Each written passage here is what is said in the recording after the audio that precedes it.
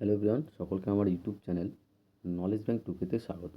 আজকে আমি তোমাদের ক্লাস 8-এর পরিবেশ ও বিজ্ঞান থেকে রায় মার্টিন অর্থাৎ প্রশ্নবিচিত্রার যে 8 নম্বর school memory VM institution unit 2 এই স্কুলের এই সেটের যে সমস্ত কোশ্চিন আছে সমস্ত কোশ্চিনের অ্যান্সার আমি কিন্তু এই ভিডিওয়ে আলোচনা করব। ঠিক আছে? আর অ্যান্সারগুলো বলার আগে তোমাদের বলবো অবশ্যই চ্যানেল নতুন থাকলে চ্যানেলটিকে সাবস্ক্রাইব করুন এবং তার সাথে সাথে পাশে থাকা বেল আইকনটি ক্লিক করে নিও, যেন নেক্সট ভিডিও দিলে তোমরা সেই ভিডিওটার নোটিফিকেশন সঙ্গে সঙ্গে পেয়ে যাবে। এবং ভালো লাগলে অবশ্যই বন্ধুদের সঙ্গে শেয়ার করবে এবং কমেন্ট করে জানাবে। ঠিক আছে? এবং তারপর শুরু করা যাক। প্রথমে বলেছে দেখো যে 1 নম্বর যে সঠিক উত্তরটি নির্বাচন করে বাক্যটি সম্পূর্ণ করে লেখো। সঠিক উত্তরটি নির্বাচন করে বাক্যটি সম্পূর্ণ করে লেখো। ফার্স্ট যে কোশ্চেন আছে দেখো, ভেরি ভেরি ইম্পর্টেন্ট কোশ্চেন। ঠিক আছে? এই কোশ্চেনগুলোর মধ্যে যেটা ইম্পর্টেন্ট কোশ্চেন আমি তোমাদের কিন্তু সেখানে বলে দেবো, সেই কোশ্চেনগুলো তোমরা ভালো করে মুখস্থ করে নেবে। ঠিক আছে? তো ফার্স্ট যে কোশ্চেন বলেছে যে ঘনত্বের এসআই এককটি হলো, তো ঘনত্বের এসআই একক হবে, অ্যান্সার হবে অপশন ডি, কিলোগ্রাম পার ঘনমিটার। তো ঘনত্বের এসআই এককটি কী? ঘনত্বের এসআই এককটি হচ্ছে অপশন ডি, কিলোগ্রাম পার ঘনমিটার। নেক্সট 2 নম্বর কোশ্চেন দেখো, 2 নম্বর কোশ্চেন বলেছে যে একটি বস্তুকে তরলে নিমজ্জিত করা হলো। একটা বস্তুকে কোনো একটা তরলে ঢেলে দেওয়া হলো অর্থাৎ নিমজ্জিত করা হলো। বস্তুটি ওই তরলে আংশিক নিমজ্জিত অবস্থায় স্থির হয়ে ভাসবে যখন, মানে কখন আংশিক নিমজ্জিত অবস্থায় ভাসবে? অ্যান্সার হবে অপশন সি, প্লবতা বল সমান বস্তুর ওজন, অর্থাৎ আর্কিমিডিসের নীতি অনুযায়ী যে প্লবতা বল এবং বস্তুর ওজন যদি সমান হয় তাহলে সেক্ষেত্রে কিন্তু ওই তরলে যে আংশিক নিমজ্জিত অবস্থায় কী হয়ে যাবে? স্থির হয়ে যাবে। ঠিক আছে? তার অ্যান্সার হচ্ছে অপশন সি, প্লবতা ও বস্তুর ওজন সমান। নেক্সট কোশ্চিন, যে দুটি বস্তুকে ঘর্ষণ করলে তাদের মধ্যে কোনো বস্তুকে যদি আমরা ঘর্ষণ করি তাহলে তাদের মধ্যে সমান পরিমাণে বিপরীতধর্মী আধান সৃষ্টি হয়। সমান পরিমাণে বিপরীতধর্মী আধানের সৃষ্টি হবে। ঠিক আছে? পরিমাণটা সমান কিন্তু বিপরীতধর্মী আধান সৃষ্টি হবে। অ্যান্সার হচ্ছে option A. Next 4 number question, যে দুটি বেলুনকে ফুলিয়ে সোয়েটারে প্রথমে ঘষে নেওয়া হলো। দুটি বেলুনকে ফুলিয়ে সোয়েটারে প্রথমে ঘষে নেওয়া হলো। এরপর সুতোর সাহায্যে বেলুনটি দুটিকে পাশাপাশি ঝুলিয়ে রাখলে এদের মধ্যে কী হবে? এদের মধ্যে অ্যান্সার হবে অপশন বি, বিকর্ষণ দেখা যাবে। কী হবে? বিকর্ষণ দেখা যাবে। ঠিক। তারপরে নেক্সট কোশ্চিন, যে আইসোবারের ক্ষেত্রে নিম্নোক্ত যে কথাটি ঠিক, আইসোবারের ক্ষেত্রে নিম্নোক্ত যে কথাটি সঠিক তা এদের মধ্যে কোনটা?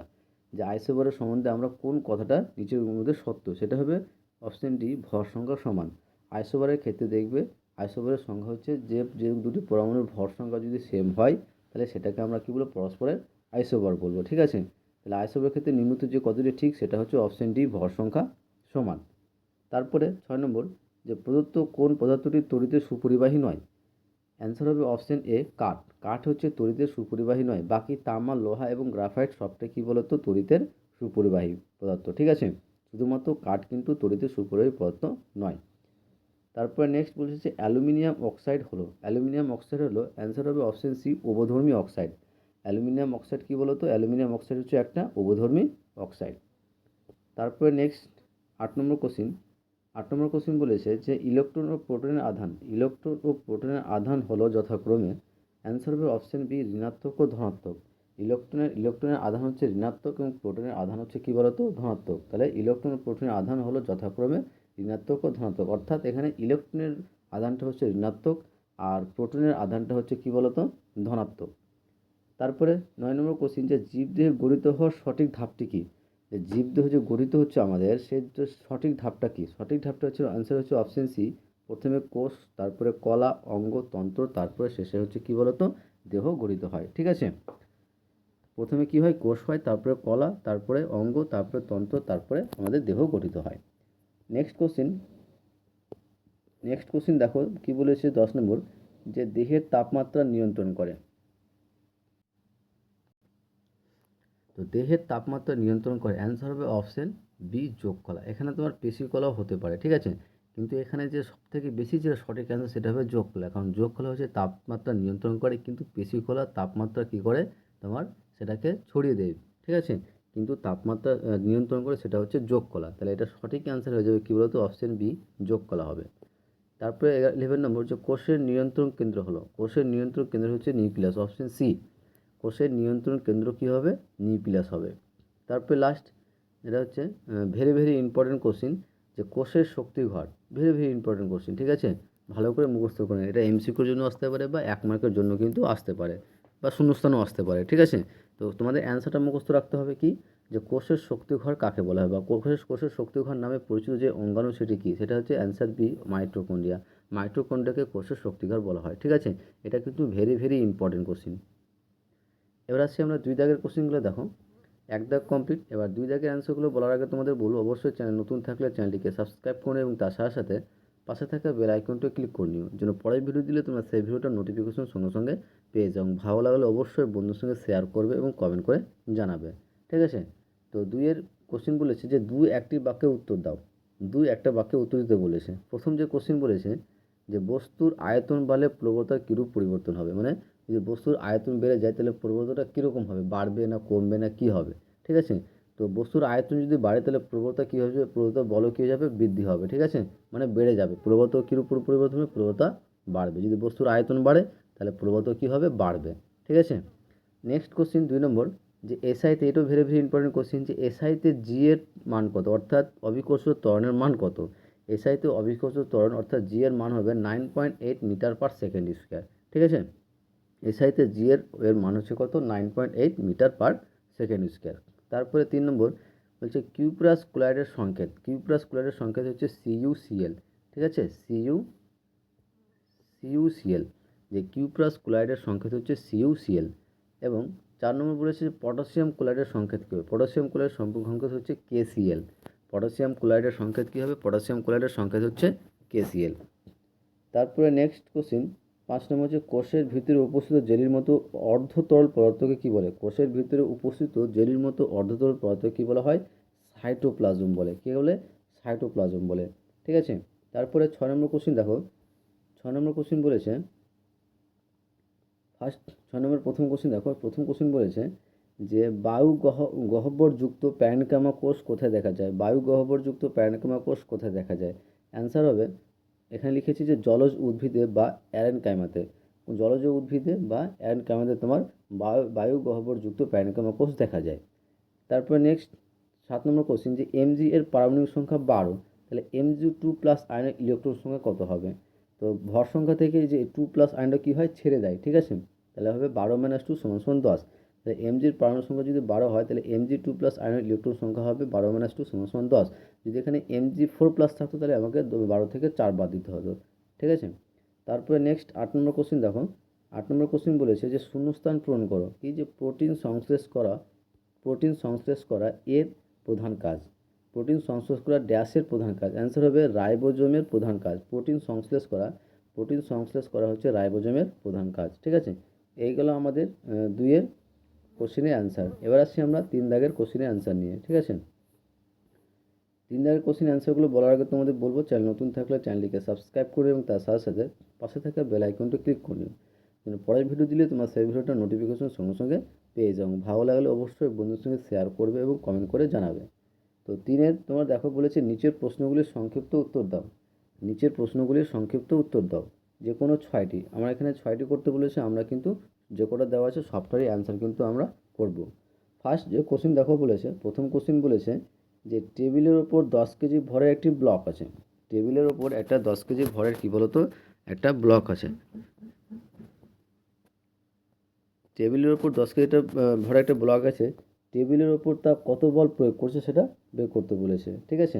তো এখানে দেখো যে এখানে ভর সমান দেওয়া আছে 10 কেজি, আর আমরা জি অর্থাৎ অভিকর্ষ ত্বরণের মান কি জানি, 9.8 মিটার পার সেকেন্ড স্কোয়ার। তাহলে অতএব বল সমান কি জানি, আবার আমরা জানি বল এফ সমান হচ্ছে m × g, অর্থাৎ ভর ইন্টু অভিকর্ষ ত্বরণ। তাহলে 10 × 9.8 নিউটন সমান হবে 98 নিউটন। তাহলে এখানে কত পরিমাণ বল প্রয়োগ করতে হবে, 98 নিউটন বল প্রয়োগ করতে হবে। এবার এখানে দেখো যে টেবিলেরটির উপর কত চাপ প্রয়োগ করবে, এটা কিন্তু অ্যান্সার এখানে ক্ষেত্রফল দেওয়া নেই। ক্ষেত্রফল দেওয়া থাকলে কিন্তু এটা চাপটা বের করা হতো, ঠিক আছে? তারপরে নেক্সট কোশ্চিন দেখো। 2 নম্বর কোশ্চিন বলেছে যে একটি ভাসমান বস্তু আপাতত ওজনহীন। একটি ভাসমান বস্তু আপাতত ওজনহীন, ব্যাখ্যা করো, ঠিক আছে? 2 নম্বর কোশ্চিন অ্যান্সারটা আমি নিচে তোমার করেছি, সেটা দেখো যে একটি ভাসমান বস্তু আপাতত ওজনহীন, সেটা ব্যাখ্যা করো।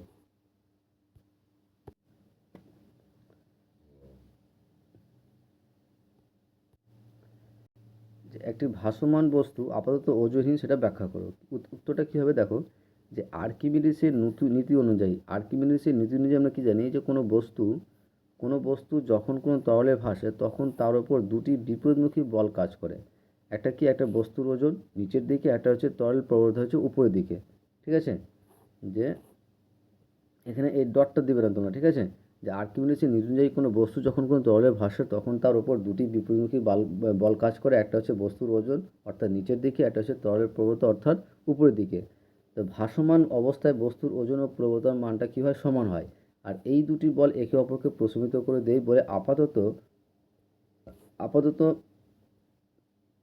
আপাতভাবে মনে হয় বস্তুর কোনো ওজন নেই, তাই ভাসমান বস্তু আপাতত ওজনহীন। ঠিক আছে, তারপরে নেক্সট 3 নম্বর কোশ্চেন দেখো। 3 নম্বর কোশ্চেন কী বলেছে, যে একটি গ্যাস জারে বর্ণহীন নাইট্রিক অক্সাইড গ্যাস আছে। গ্যাস জারের মুখ খুলে দেখা যায় বাদামি বর্ণের গ্যাস নির্গত হচ্ছে, এই ঘটনাটি ব্যাখ্যা করো। একটু অ্যান্সারটা আমি নিচে করেছি। যে 3 নম্বর কোশ্চেন দেখো, 3 নম্বর কোশ্চেন বলেছে যে একটি গ্যাস জারে বর্ণহীন নাইট্রিক অক্সাইড গ্যাস আছে, মুখ খুলে বাদামি বর্ণের গ্যাস নির্গত হয়, ব্যাখ্যা করো। কীভাবে ব্যাখ্যা করবো দেখো, যে নাইট্রিক অক্সাইড একটি বর্ণহীন গ্যাস, কিন্তু গ্যাস জারের মুখ খুলে এটি বাতাসের অক্সিজেনের সংস্পর্শে আসে এবং রাসায়নিক বিক্রিয়া করে নাইট্রোজেন আবার প্রথম থেকে পড়ছি, যে নাইট্রিক অক্সাইড একটি বর্ণহীন গ্যাস, কিন্তু গ্যাস জারের মুখ খুলে এটি বাতাসের অক্সিজেনের সংস্পর্শে আসে এবং রাসায়নিক বিক্রিয়া করে নাইট্রোজেন ডাই অক্সাইড উৎপন্ন করে। এই নাইট্রোজেন ডাই অক্সাইড গ্যাসের বর্ণ বাদামি বর্ণ হওয়ার কারণে জারের মুখে বাদামি ধোঁয়া দেখা যায়। ঠিক আছে, তাহলে বিক্রিয়া হবে এরকম 2NO+O2 অ্যারো 2NO2। ঠিক আছে, বাদামি কালার হচ্ছে। তারপরে তোমার 4 নম্বর কোশ্চেন দেখো। 4 নম্বর কোশ্চেন কী বলেছে, 4 নম্বর কোশ্চেন বলেছে যে একটা ক্লোরিন 35, ভর সংখ্যা হচ্ছে 35 আর ইলেকট্রন সংখ্যা হচ্ছে 17। তো পরমাণুটির ইলেকট্রন নিউট্রন সংখ্যা বের করতে বলেছে। তো পরমাণুটির ভর সংখ্যা দেওয়া আছে 35, আর এখানে ইলেকট্রন সংখ্যা মানে হচ্ছে পরমাণুর প্রোটন সংখ্যা। তো নিচে যে টার্মটা সেটা হচ্ছে পরমাণুর প্রোটন সংখ্যা, অর্থাৎ ইলেকট্রন সংখ্যা কী হবে, প্রোটন সংখ্যা সমান, তাই ইলেকট্রন সংখ্যা সমান কত পেয়ে গেলাম, 17। এবং নিউট্রন সংখ্যা কী হতে হবে, নিউট্রন সংখ্যার ফর্মুলা হচ্ছে ভর সংখ্যা মাইনাস ইলেকট্রন সংখ্যা বা প্রোটন সংখ্যা। তো এখানে ভর সংখ্যা হচ্ছে কত, 35, আর ইলেকট্রন সংখ্যা বা প্রোটন সংখ্যা কত, 17। তাই 35 থেকে 17 বাদ দিলে কত হয়, 18। ঠিক আছে, 18। তাহলে ইলেকট্রন সংখ্যা 17 এবং নিউট্রন সংখ্যা হচ্ছে 18। তারপরে নেক্সট কোশ্চিন দেখো, বলেছে যে জলের সঙ্গে ক্যালসিয়ামের বিক্রিয়া তীব্র হয় না কেন। জলের সঙ্গে ক্যালসিয়াম বিক্রিয়া তীব্র হয় না কেন, এটা বের করতে বলেছে। তো এটা হচ্ছে 5 নম্বর কোশ্চিন দেখো, যে জলের সঙ্গে ক্যালসিয়াম বিক্রিয়া তীব্র হয় না কেন, ব্যাখ্যা। কীভাবে করো ব্যাখ্যা দেখো, যে জলের সঙ্গে ক্যালসিয়াম বিক্রিয়া তীব্র হয় না, ব্যাখ্যা লিখবে, অ্যান্সার লিখবে এরকম, যে ক্যালসিয়াম কী বলতো, ক্যালসিয়াম জলের সাথে বিক্রিয়া করে ক্যালসিয়াম হাইড্রোক্সাইড ও হাইড্রোজেন গ্যাস উৎপন্ন করে। ক্যালসিয়াম জলের সাথে বিক্রিয়া করে ক্যালসিয়াম হাইড্রোক্সাইড ও হাইড্রোজেন গ্যাস উৎপন্ন করে, কিন্তু এই বিক্রিয়া উৎপন্ন হাইড্রোজেন গ্যাসের বুদবুদ ক্যালসিয়াম ধাতুর গায়ে আটকে যায়, ফলে ধাতুটির চারদিকে একটি আস্তরণ তৈরি হয় যা জলকে সরাসরি ধাতুর সংস্পর্শে আসতে বাধা দেয়। ঠিক আছে, এছাড়া সোডিয়াম বা পটাশিয়ামের তুলনায় ক্যালসিয়াম কম সক্রিয় হয়, বিক্রিয়াটি ধীর গতিতে হয়, এতে উৎপন্ন তাপ হাইড্রোজেনকে জ্বালিয়ে দেওয়ার মতো যথেষ্ট নয়। ঠিক আছে, এটাই হচ্ছে অ্যান্সার। ঠিক আছে, তারপরে তোমার এটা কত নম্বর হলো, 5 নম্বর। এবার 6 নম্বর কোশ্চেন দেখো। 6 নম্বর কোশ্চেন বলেছে যে স্থায়ী কলা ও ভাজক কলার মধ্যে পার্থক্য লেখো। তো একদিকে লিখবে ভাজক কলা আর একদিকে লিখবে স্থায়ী কলা। ঠিক আছে, তো ভাজক কলা কী বলো তো, 1 নম্বর, এখানে 1 নম্বর, যে কোষগুলো অনবরত বিভাজিত হতে পারে, অর্থাৎ ভাজক কলার কোষগুলো অনবরত কী বলো তো, বিভাজিত হতে পারে, কিন্তু স্থায়ী কলার কোষগুলো বিভাজিত হতে পারে না। 2 নম্বর কি, যে প্রাচীর সাধারণত পাতলা হয়। ভাজক কলার প্রাচীর সাধারণত কী হয়, পাতলা হয়, কিন্তু স্থায়ী কলার প্রাচীর পাতলা বা পুরু উভয় হতে পারে। নেক্সট 3 নম্বর, যে গাছের বৃদ্ধিতে সাহায্য করে। ভাজক কলা গাছের বৃদ্ধি করতে সাহায্য করে, কিন্তু স্থায়ী কলা কী বলতো, খাদ্য তৈরি, সংবহন ও দৃঢ়তা প্রদান করে। ঠিক আছে, এটা হচ্ছে 6 নম্বর। এবার 7 নম্বর কোশ্চেন দেখো। 7 নম্বর কোশ্চেন বলেছে যে প্রদত্ত 7 নম্বর কোশ্চেন বলেছে যে প্রদত্ত একটু দাঁড়াও যে প্রদত্ত কোষগুলি আকৃতির সারণীর আকারে লেখো। তো এখানে দেখো লোহিত রক্ত কণিকা হচ্ছে গোলাকার এবং দ্বি অতল। ঠিক আছে, লোহিত রক্তকণিকার আকার হচ্ছে কী বলতো গোলাকার ও দ্বি-অতল। আর শ্বেত রক্তকণিকার কোনো নির্দিষ্ট কোনো আকার নেই। আর পেশি কোষের লম্বাটে ও দুই প্রান্ত সরু হয়। আর স্নায়ু কোষ কী বলতো লম্বা ও শাখা প্রশাখা যুক্ত থাকে। লাস্টে কোশ্চিন যে প্লাজমা পর্দা কাকে বলে এবং এর কাজ, এবং এই কোশ্চিনের অ্যান্সারটা বলার আগে তোমাদের বলবো চ্যানেল নতুন থাকলে চ্যানেলটিকে সাবস্ক্রাইব করুন এবং তার সাথে সাথে পাশে থাকা বেল আইকনটি ক্লিক করে নিন, যেন নেক্সট ভিডিও দিলে তোমরা সেই ভিডিওটার নোটিফিকেশন সঙ্গে সঙ্গে পেয়ে যাও। ভালো লাগলে অবশ্যই বন্ধুর সঙ্গে শেয়ার করবে এবং কমেন্ট করে জানাবে, ঠিক আছে? তো লাস্ট কোশ্চিন 8 নম্বর বলছে যে ইম্পর্টেন্ট কোশ্চিন, যে প্লাজমা পর্দা কাকে বলে এর কাজ লেখো। প্লাজমা পর্দা কাকে বলে? যে কোষের প্রোটোপ্লাজমকে ঘিরে যে সজীব পাতলা ও প্রবেদক ভেদ্য পর্দা থাকে তাকে প্লাজমা পর্দা বা কোষ পর্দা বলা হয়। কোষের প্রোটোপ্লাজমকে ঘিরে যে সজীব পাতলা ও প্রভেদক ভেদ্য পর্দা থাকে তাকে প্লাজমা পর্দা বা কোষ পর্দা বলা হয়। এর কাজ ফার্স্ট 1 নম্বর কাজ হচ্ছে যে এটি কোষের নির্দিষ্ট আকৃতি দান করে এবং ভেতরের সজীব অংশকে রক্ষা করে। আর প্লাজমা পর্দা বা কোষ পর্দার কাজ হচ্ছে যে কোষের নির্দিষ্ট আকৃতি দান করে এবং ভেতরের সজীব যে অংশটা থাকে তাকে রক্ষা করে। 2 নম্বর, যে কোষের ভেতরে ও বাইরে প্রয়োজনীয় পদার্থের আদান প্রদান নিয়ন্ত্রণ করে। কোষের ভেতরে ও বাইরে প্রয়োজনীয় পদার্থের আদান প্রদান নিয়ন্ত্রণ করে। এইগুলো আমাদের ক্লাস 8-এর রায় মার্টিন অর্থাৎ প্রশ্নবিচিত্রার 8 নম্বর সেটের পরিবেশ ও বিজ্ঞানের তোমার যে কোশ্চেনগুলো ছিল সেই সমস্ত কোশ্চেনের অ্যান্সার কিন্তু কমপ্লিট হলো, ঠিক আছে? নেক্সট ভিডিও আমরা কিন্তু 9 নম্বর সেটের নিয়েও আলোচনা করব। যেভাবে দেখতে পাচ্ছ এইভাবেই, ঠিক আছে? তার জন্য তোমরা চ্যানেলটিকে সাবস্ক্রাইব করে রাখো এবং তার সাথে সাথে পাশে থাকা বেল আইকনটি ক্লিক করে নিও, যেন পরের ভিডিও যখন আপলোড করব তখন তোমাদের কাছে সেই নোটিফিকেশনটা সঙ্গে সঙ্গে পৌঁছে যাবে। ওকে, আশা করছি তোমাদের ভিডিওটা ভালো লেগেছে। ওকে, থ্যাংক ইউ ভিডিওটা দেখার জন্য।